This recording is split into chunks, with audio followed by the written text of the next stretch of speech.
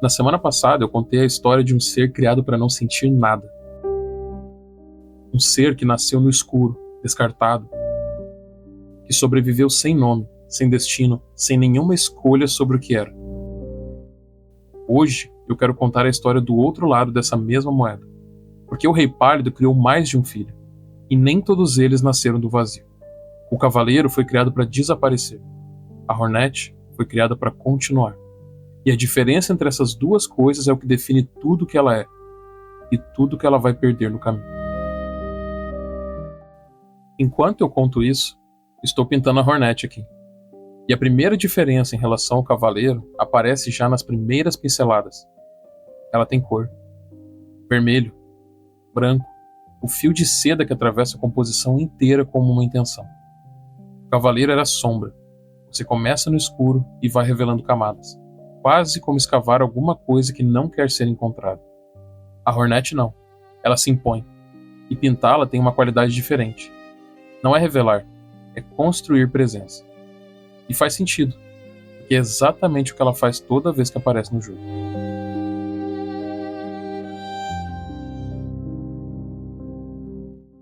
Para entender a Hornet, tu precisa entender como ela chegou a existir.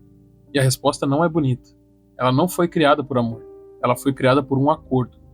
Quando a infecção começou a se espalhar por Hallownest, o Rei Pálido precisava de 3 guardiões, os chamados Sonhadores, seres que dormiriam eternamente para manter o selo do Templo do Ovo Negro fechado. 2 deles tinham uma relação mais próxima com o reino e aceitaram esse papel. O terceiro era diferente. Hera, a Fera, rainha da tribo das aranhas de Deep Nest. Ela nunca aceitou o Rei Pálido.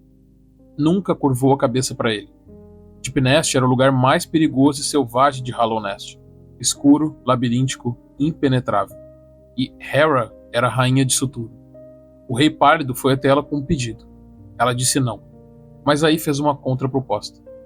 Hera tinha perdido o parceiro. Estava sozinha, sem herdeiro. E como tecelã, uma das raças mais antigas, era quase impossível para ela ter filhos naturalmente. Então ela propôs. Ela seria sonhadora. Dormiria para sempre e manteria o selo. Em troca, o Rei Pálido teria um filho com ela. Esse filho foi a Hornet. Pensa no peso disso.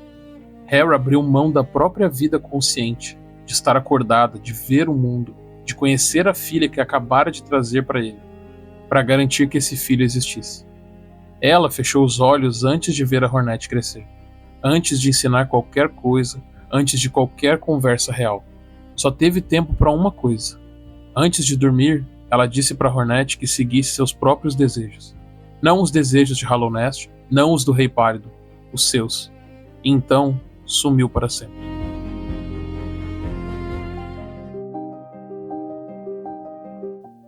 A Hornet tem um título específico dentro da lore de Hollow Knight. Ela é chamada de a criança com gênero, ou a criança generificada, dependendo da tradução. Parece um termo estranho, mas ele faz sentido quando você entende o contexto. O cavaleiro não tem gênero. Os vasos não têm gênero. Eles foram criados para ser recipientes, sem identidade, sem vontade, sem traços que pudessem humanizá-los. A Hornet tem. Ela tem voz, tem personalidade, tem escolhas, opiniões, raiva, dor, dever, afeto, tudo que os vasos não podiam ter. E esse é o contraste mais fundamental de toda a série. O cavaleiro é silêncio, ausência, vazio que caminha. A Hornet fala, provoca, questiona, julga, testa. Ela tem presença. Os dois nasceram do mesmo pai, mas o cavaleiro foi criado para sumir dentro de uma função. A Hornet foi criada para existir depois que tudo acabasse, para carregar um legado, para sobreviver quando o resto ruísse. E talvez seja por isso que ela é a única que permanece de pé quando Hallownest desmorona.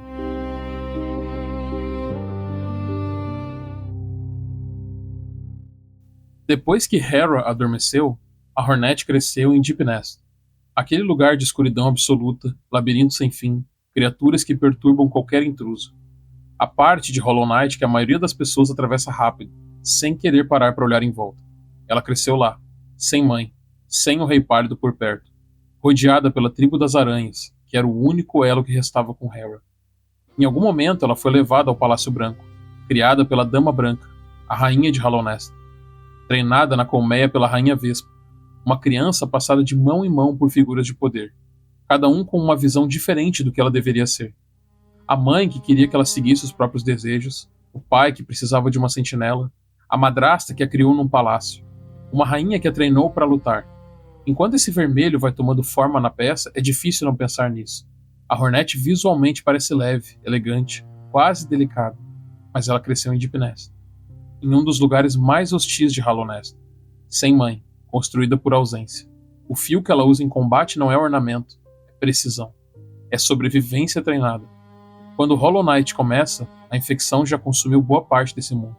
A tribo das aranhas está perdida, Deep Nest está em silêncio, e a Hornet está andando pelas ruínas, sozinha, tentando encontrar uma forma de salvar o que sobrou.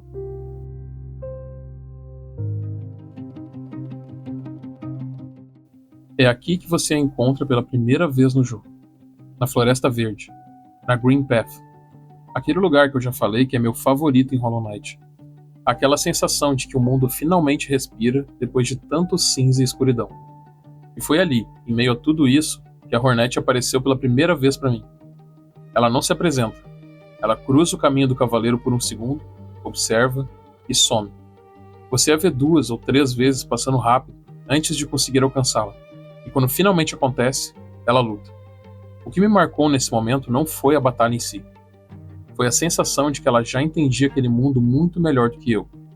Enquanto o cavaleiro estava descobrindo Hollow Nest, ela já sabia tudo, e estava decidindo quanto queria revelar.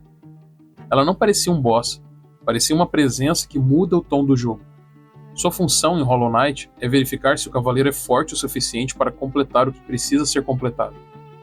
Ela sabe da lore, conhece o plano, carrega o peso de tudo que o Rei Pálido construiu e destruiu. E ela testa o cavaleiro 2 vezes, na Floresta Verde e depois no limite de Hollow Nest, num confronto ainda mais duro. Tem uma linha que ela diz ao cavaleiro que resume tudo. Você vai substituir nosso irmão amaldiçoado pelo nascimento? Ou vai transcender isso? Ela sabe que os dois são meio-irmãos, que o destino do cavaleiro é repetir ou quebrar o que aconteceu com o Vaso Oco. Ela aparece pouco, mas quando aparece, o jogo muda de postura. Antes da parte mais pesada dessa história, te faço uma pergunta. O que te prendeu mais em Hollow Knight? A sensação de estar perdido naquele mundo, o desafio dos bosses, ou a vontade de entender o que aconteceu ali?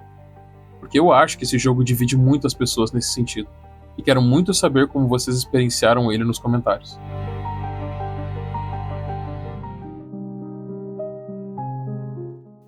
Tem um momento em Hollow Knight que eu acho o mais pesado de toda a história da Hornet. Não é a batalha dela, não é ver Deep Nest em ruínas. É o momento em que o cavaleiro mata Hera. Para completar a missão, o cavaleiro precisa eliminar os 3 sonhadores e quebrar o selo. Isso significa destruir os guardiões, e Hera é um deles. A Hornet sabe disso. Ela está lá quando acontece. Não interfere, porque sabe que é necessário, porque sabe que esse é o único caminho possível. E depois, ela diz ao cavaleiro: não escolhemos nossas mães, nem as circunstâncias em que nascemos. Essa linha carrega tudo. A mãe que ela mal conheceu acabou de ser destruída. A única coisa concreta que Hera deixou, além da própria Hornet, era aquele sono eterno que mantinha o mundo de pé. E a Hornet, que cresceu sabendo que a mãe havia dormido para que ela existisse, agora vê esse sono terminando da pior forma possível. E ainda assim não para o cavaleiro, porque tem coisas maiores do que a dor dela. Para mim, essa é a diferença entre a Hornet e muitos personagens trágicos que a ficção costuma criar. Ela não é definida só pelo que perdeu. É definida pelo que escolhe fazer mesmo depois da perda. Essa é a tragédia dela. Não é só perda. É a escolha deliberada de continuar mesmo com a perda. É crescer sendo a filha de um acordo e nunca ter permissão para simplesmente parar e sentir.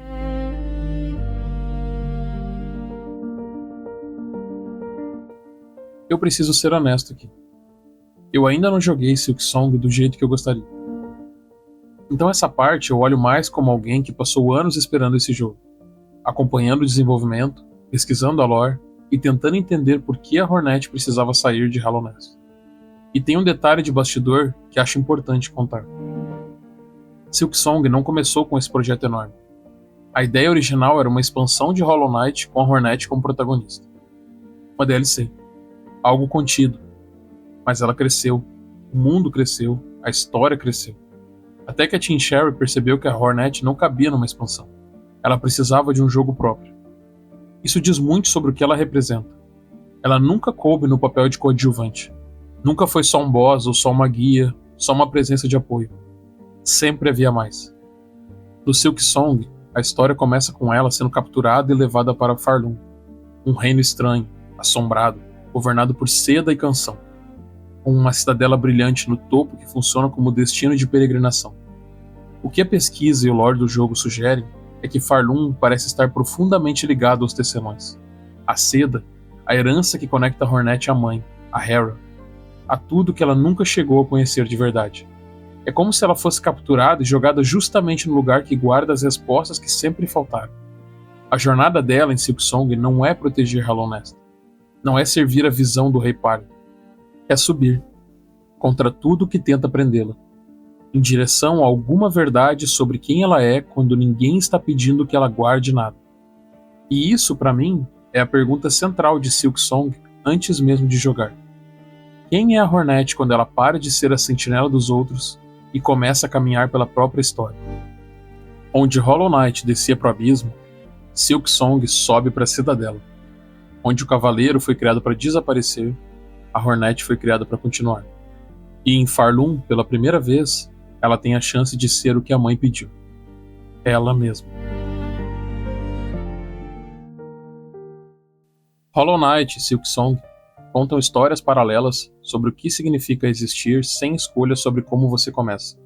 O cavaleiro nasceu do vazio, sem nome, sem vontade, criado para desaparecer dentro de uma função. A Hornet nasceu de um acordo, sem mãe, sem infância, criada para sobreviver quando tudo ruísse. Os dois cresceram em função dos planos de outras pessoas. Os dois carregam o peso de um reino condenado. Mas eles respondem a isso de formas completamente diferentes. O cavaleiro desaparece para salvar o mundo. A Hornet sobe para encontrar a si mesma. 3 pessoas na Austrália criaram esses 2 personagens. E o que elas fizeram foi dar a cada um deles uma tragédia própria. E deixar você decidir com qual se identifica mais. Na semana que vem eu mudo completamente o universo. Pode ser um RPG indie, pode ser horror, pode ser outro personagem que parece simples por fora e carrega uma história enorme por dentro. Ainda não escolhi a peça certa e aceito sugestões nos comentários, mas a proposta continua a mesma. Enquanto eu pinto, a história vai se revelando. Se tu chegou até aqui, obrigado de verdade.